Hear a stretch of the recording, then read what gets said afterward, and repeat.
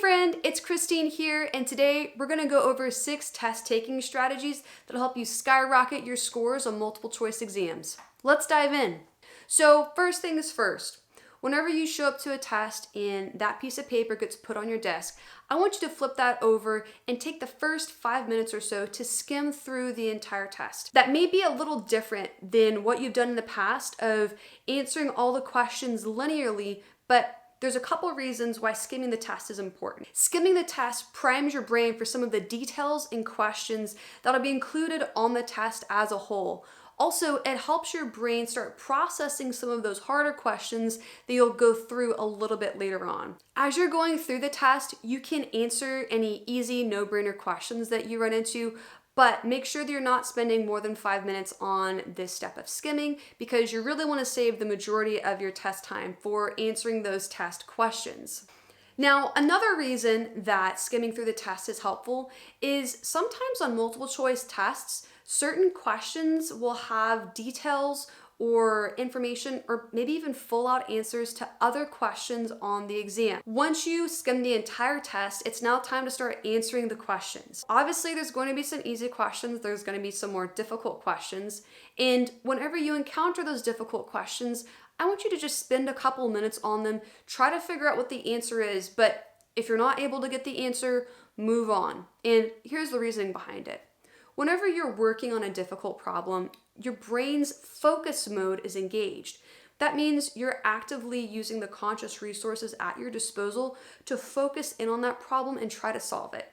Now, whenever you move on to a different question, your subconscious resources still continue to go over the information in that difficult question. So that way, whenever you return to the difficult problem later on, you'll have a better chance of answering it. In my own life, I found that a time-saving strategy whenever I encounter difficult questions is to annotate and mark down kind of how far along I've gotten in the question. Here's how I do it. So first, if I see a question I have no idea what the answer is, I'll simply write a question mark by it. Now, if there's a question that I have been able to eliminate a few of the answer choices, I'll write an arrow next to it. That way, whenever I circle back around to those questions later on, it's a lot easier for me to jump back in wherever I left off and not waste any time. As you're processing through all the questions in the test, I want you to read each question twice. Here's why. Multiple choice questions can be tricky. Because they have a limited number of answers that are written out, it can be easy to skim over the entire question very quickly and then just choose the answer that looks most familiar. However, profs can be sneaky when writing multiple choice questions, so there's a few things that can trip you up that I want you to keep an eye out for. First thing is questions that include the word not. For example, which of the following is not X, Y, or Z?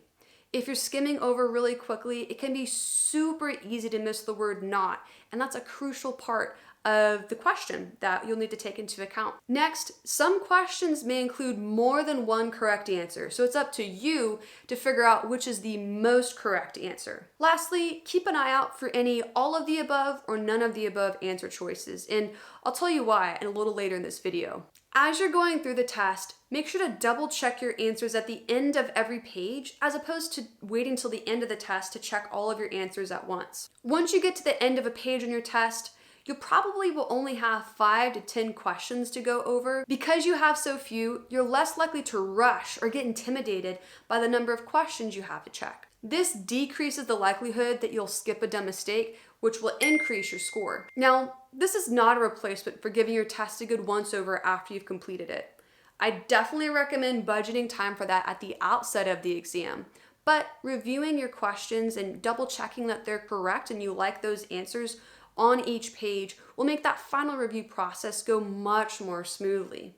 As you're going through the test, if you come across a question that you don't remember the answer to, or maybe the answer is just at the tip of your tongue but you can't quite get it out, envision yourself in the location where you learn that information. This could be a classroom, the library, a normal study spot, your bedroom, could be lots of places. Science has shown that if you can envision the place where you learned information, it'll activate something called context-dependent memory. Now, that's just a big fancy term, which means that humans are more able to remember things if they're in the context or location in which they learned them.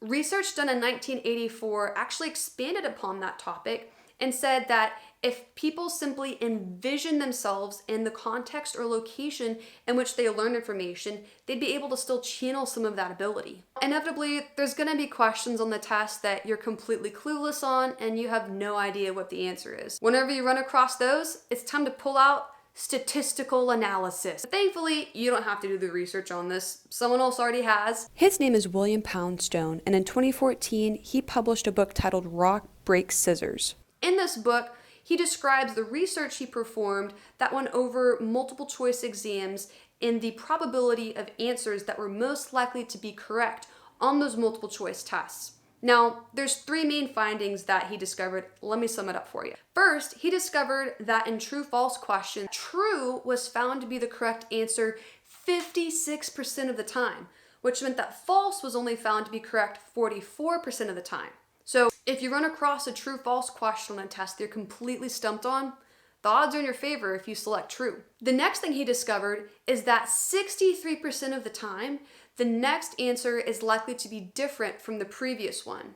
So this means that if you're taking a test and you come across a question where you definitively know that the answer is B, and you move on to the next question and maybe you don't know the answer to it, or perhaps you've narrowed down the answers to B and C, it's more likely that the answer on that second question is going to be C. Lastly, for questions that had an all of the above or none of the above answer present, that answer was likely to be correct 53% of the time. So if you're stuck on a question and you can't narrow it down, that's likely to be your best choice. Now, I do want to put a disclaimer out there. Leveraging statistics is really a last resort option and should only be used whenever you're just taking a shot in the dark. Before pulling this trick out, use the other techniques we've already discussed in this video to narrow things down. Leveraging statistics isn't actually helping you learn the information. It's just exploiting the way that people write tests. Instead, it's better for you to use your mind and the content presented to you on the test to make an informed decision. Beyond the tips in this video, your best bet to succeed in any multiple choice test or any test for that matter is preparation, preparation, preparation. If you need any help learning how to study for a test or prepare for exams, check out this video and the card linked above for some more helpful tips. If you have any multiple choice test taking strategies that I haven't mentioned in this video, please put them in the comment section below. That way we can learn from your experience. And lastly, if you found this video helpful, please like and subscribe for more content that'll teach you how to crush it in college. I'll see you next time.